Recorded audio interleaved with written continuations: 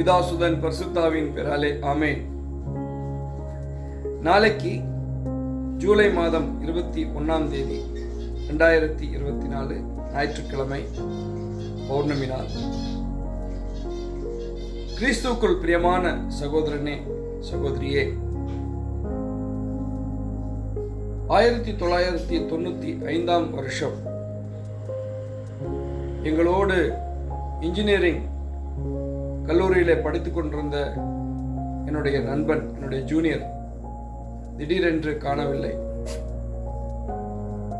5-6 நாட்களுக்கு பிறகு எங்களுடைய கல்லூரிக்கு அருகாமையில் இருக்கக்கூடிய ஒரு குளத்திலே அவனுடைய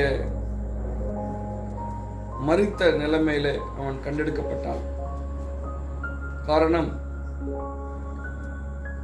தொடர்ந்து 2 வருடங்கள் அவன் அந்த கல்லூரியிலே இன்ஜினியரிங் தேர்விலே ஃபெயில் ஆகிவிட்டான். He couldn't succeed. He was very close to me. வேதத்திலே யோவான் நற்செய்தி 16 அதிகாரம் 33 சொல்லுகிறது, இந்த உலகத்திலே உமக்கு துயரம் உண்டு, ஆயினும் திடன் கொள்ளுங்கள், நான் உலகை ஜெயித்தேன். நாம் எதிர்கொள்ளுகிற சந்திக்கிற பிரச்சனைகள், இவைகளுக்கு தீர்வு தற்கொலையோ மரணமோ கிடையாது. இன்றைக்கு இந்த பதிவை முக்கியமாக நான் கவுன்சிலிங்ல சந்திக்கிற எத்தனையோ பேர் இதையும் ஒரு மார்க்கமாக, இதையும் ஒரு முடிவாக வைத்திருக்கிறதை நான் பார்க்கிறேன்.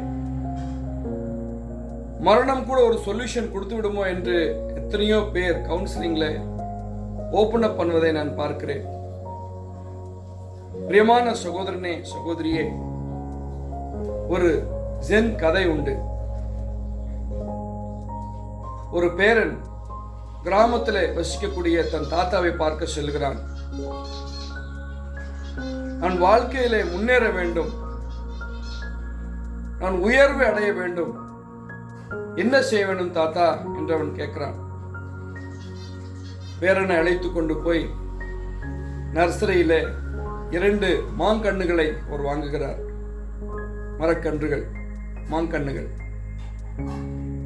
ஒன்னை எடுத்துட்டு வந்து அவர் என்ன செய்யறாருன்னா வீட்டுக்குள்ள நட்டு வைக்கிறார்.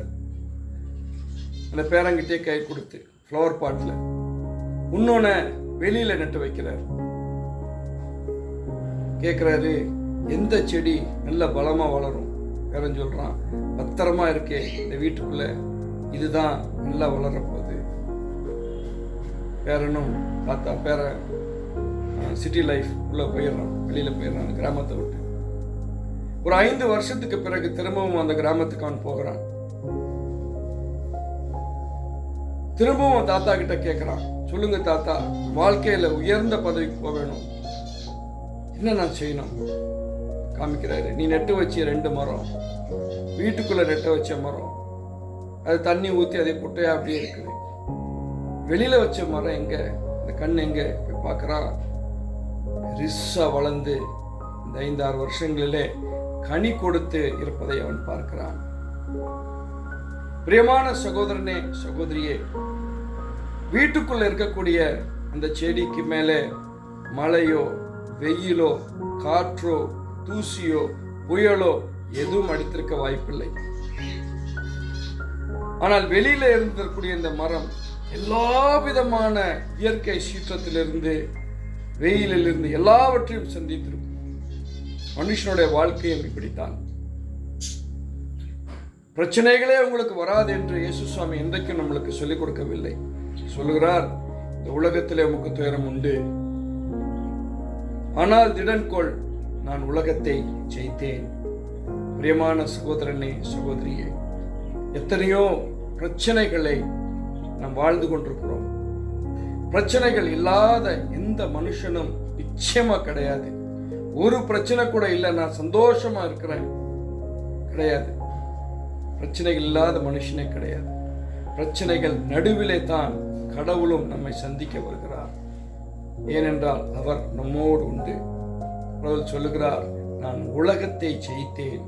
உலகத்தில் இருக்கக்கூடிய எத்தனை பிரச்சனைகள் வந்தாலும் சரி, அவைகளை ஜெயித்த கடவுள் நம்மோடு பிரயாணிக்கிறார். இந்த ஜீவிய காலத்திலே என்ன தொல்லைகள் இருந்தாலும் சரி, என்ன மன வருத்தங்கள் இருந்தாலும் சரி, என்ன கஷ்டங்கள் நம்ம இருந்தாலும் சரி, அவைகளுக்கு மரணம் ஒரு தீர்வு கிடையாது.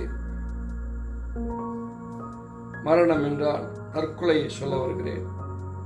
தன்னைத்தானே முடித்துக் கொள்வது ஒரு தீர்வு கிடையாது. வாழ்ந்து காட்டுவோம் பிரியமான சகோதரனே, சகோதரியே. இயேசு சுவாமி நம்மோடு இருக்கிறார். என்ன இந்த பிரச்சனைகள் நம்ம என்ன செய்து விட முடியும்? இன்று ஜூலை மாதம் 21 ஞாயிற்றுக்கிழமை இரவு இந்த கருத்துக்களோடு நாம் ஜெபிப்போம். இந்த உலகத்திலே பிரச்சனைகள் மத்தியிலேயே நாம் ஆண்டவரிடத்திலே கூக்குரலை எழுப்புவோம். அவர் நம்மை காக்கிற தேவன், நம்மை விழுந்து விடுவிப்பார். அல்லேலூயா, ஆமென்.